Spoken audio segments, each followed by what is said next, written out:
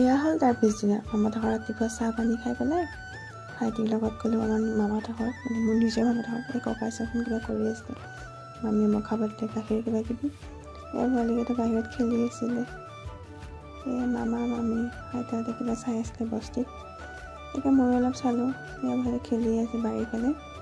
তাৰপিছত আকৌ আহিলোঁ সিহঁতৰ ঘৰত, যিহেতু আজি গুৱাহাটীত আকৌ উভতি মেলি সেইকাৰণে আহিলোঁ সিহঁতৰ ঘৰত।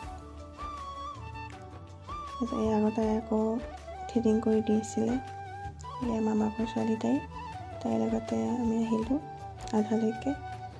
তাই আমাক স্কুটিত লৈ আহিছে গাইজ। দেখাত সৰু হ'ল কি হ'ল, শক্তি আছে, মোৰতো ভয়ে লাগে। চাওকচোন সৰস্বতী মাৰ মূৰ্তি, সৰস্বতী পূজা আছিলে ন, সেইকাৰণে মূৰ্তিবিলাক বহুত আছিলে। আৰু যাম বহুত, এনেকৈ পূজা বুলি আহিলোঁ আকৌ।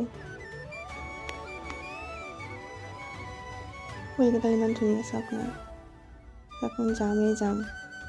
1.5 ঘণ্টামান লাগে চাগে জালুকবাৰীৰ পৰা বাৰোৱাৰীমান পাওঁতে, আমাৰ ৰুম পাওঁতে। মানে ইমান যাওঁ হ'লে কেনেকৈ হ'ব গাইজ।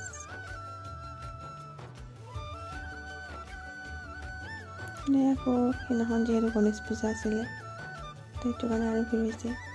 আজিলৈ বাই বাই, আকৌ এটা মৰ্ণিং ব্লগত লগ